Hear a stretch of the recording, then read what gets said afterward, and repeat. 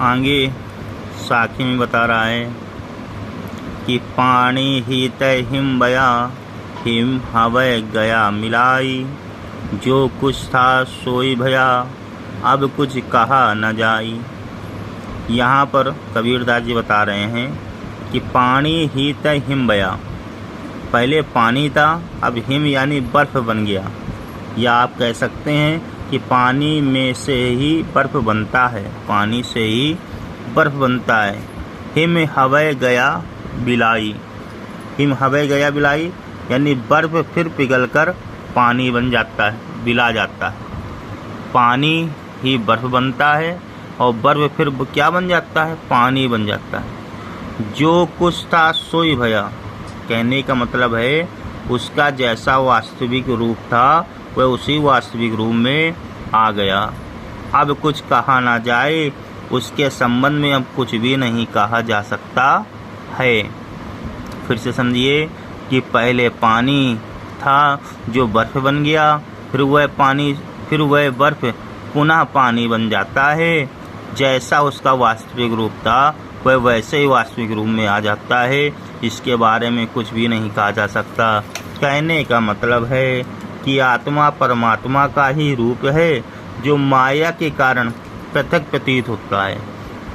अपनी आत्मा जो है परमात्मा का एक स्वरूप है, एक अंश है जो माया के कारण पृथक प्रतीत होता है। जैसे ही माया हट जाती है वह पुनः पहले जैसा ही हो जाता है। इस सुक्ति में शांत रस का जो है प्रयोग किया गया है। आगे इसी सुक्ति में आगे कह रहा है कि पंख उड़ानी गगन को, पेंड रहा परदेश, पानी पिया चचबिनी, भूल गया यह देश। कि पंख उड़ानी गगन को, कहने का मतलब है कि पंख को धारण करके आसमान की ओर उड़ गए। कौन उड़ा? पेंड रहा परदेश, और जो परदेश है, जो देश है वो परदेश हो गया, वो यहीं पड़ा रहा। पानी पिया चचबिनी, बिना चोंच के ही पानी को पी लिया। भूल गया यह देश, और जिस देश में रह रहे थे उसको भूल गए, ये इसका अर्थ है। लेकिन कौन किसके बारे में कह रहा है इसको समझें। अब इसका शाब्दिक अर्थ समझें। पंख उड़ानी गगन को, पेंडे रहा परदेश, यहाँ पर आत्मा रूपी पक्षी की बात हो रही है जो सहस्त्रनार चक्र रूपी आकाश की ओर उड़ रहा। सहस्त्रनार चक्र यानी आवागमन से मोक्ष की ओर प्राप्त हो रहा है। बात समझ रहे हैं कि आत्मा रूपी पक्षी इस आवागमन के चक्र रूपी आकाश की ओर उड़ जाता है। क्या हो जाता है? जब मृत्यु हो जाती है, व्यक्ति के शरीर से आत्मा निकल जाती है, उसी के बारे में बता रहा है कि जब आत्मा रूपी पक्षी अपने शरीर को त्याग कर उड़ जाता है, बेंड रहा परदेश, और उसका ये जो शरीर है वो बिना आत्मा के यहीं रह जाता है, बिना आत्मा के यहीं रह जाता है, तो वह इंद्रियों से परे हो जाता है। इंद्रिय यानी अपने शरीर से अलग हो जाता है। कह रहा पानी पिया चचबिन, फिर बिन चोंच के ही ब्रह्मानंद रूपी जल का पान करता है। ब्रह्मानंद यानी ब्रह्म का आनंद, यानी ब्रह्म के दर्शन करता है। बिना चोंच के ही ब्रह्मानंद रूपी, कौन रूपी? ब्रह्मानंद रूपी जल का पान करता है। और भूल गया यो देश, और फिर वह अपने उस शरीर को भूल जाता है जिस शरीर में उसकी आत्मा रह रही होती है। उसके बारे में याद भी नहीं रहता।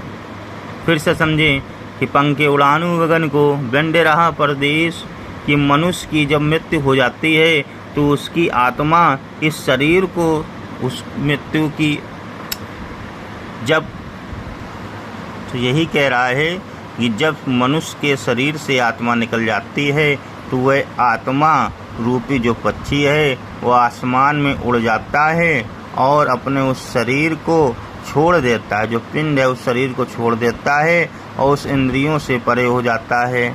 फिर वही पक्षी बिना चोंच के ब्रह्मानंद रूपी जल का पान करता है जो इस शरीर को बाद में भूल चुका होता है।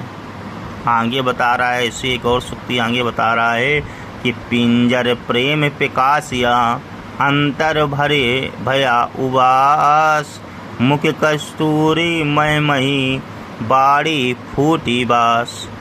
पिजन देश प्रकाशिया अंतरि भया उजास, मुख कस्तूरी मय मही बाड़ी फूटी बास।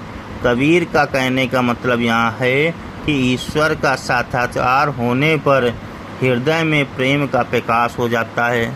पिंजर प्रेम प्रकाशिया, जो पिंजड़ा है, जो प्रेम का प्रकाश कैसे हो रहा है, अंदर भया उजास, और अंदर उजाला हुआ, वो कैसे हुआ, जब ईश्वर का साक्षात्कार होता है तो हृदय में प्रेम का प्रकाश हो जाता है, तो भीतर ही भीतर ये सारा प्रकाश छा जाता है, यानी उजाला हो जाता है।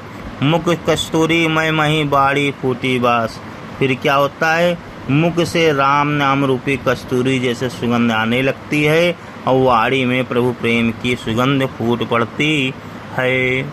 फिर से समझिए, पिंजर प्रेम प्रकाशिया अंतरि भया उजास, जब ईश्वर का साक्षात्कार होता है, ईश्वर के दर्शन होते हैं, ईश्वर के दर्शन होने के बाद हृदय में जो उनके प्रति प्रेम का प्रकाश हो जाता है, वह प्रकाश अंदर अंदर सारा प्रकाश भर देता है मनुष्य के।